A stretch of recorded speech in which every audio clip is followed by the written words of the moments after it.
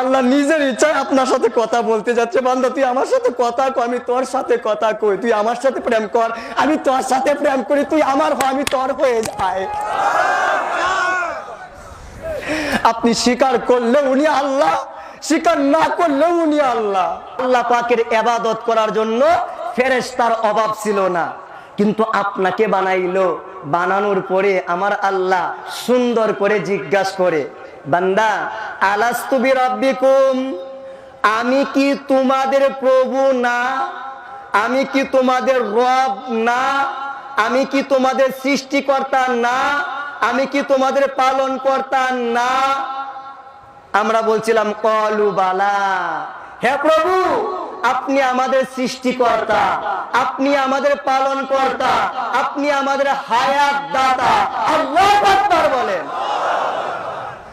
মানে ওই দিন আমরা সবাই আল্লাহ পাককে প্রভু হিসেবে মানছিলাম, কথা বলেন ঠিক কিনা? আচ্ছা মানছিলাম, যদি না মানতাম,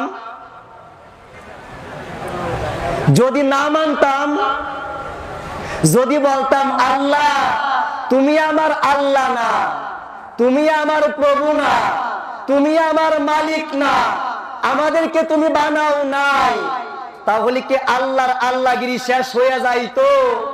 না। আপনি স্বীকার করলেও উনি আল্লাহ, স্বীকার না করলেও উনি আল্লাহ, ইবাদত করলেও উনি আল্লাহ, না করলেও উনি আল্লাহ, আপনি মানলেও উনি আল্লাহ, না মানলেও উনি আল্লাহ, নামাজ পড়লেও উনি আল্লাহ, নামাজ না পড়লেও উনি আল্লাহ। উনি সৃষ্টির মুখাপেক্ষী নয়, সৃষ্টির দ্বারা উনি আল্লাহ হন নাই। তাহলে আপনাকে জিজ্ঞেস করে কেন? একটাই মাত্র কথা, সেটা হচ্ছে আপনার সঙ্গে আমার আল্লাহ কথা বলতে চায়। আপনার সঙ্গে আমার আল্লাহ নিজের ইচ্ছায় কথা বলতেছে, বান্দা আমি কি তোর আল্লাহ না? আমি কি তোর আল্লাহ না? আল্লাহ নিজের ইচ্ছায় আপনার সাথে কথা বলতে যাচ্ছে, বান্দা তুই আমার সাথে কথা কর, আমি তোর সাথে কথা কই, তুই আমার সাথে প্রেম কর, আমি তোর সাথে প্রেম করি, তুই আমার হ, আমি তোর হয়ে যাই। আপনি স্বীকার করলে উনি আল্লাহ, স্বীকার না করলে উনি আল্লাহ।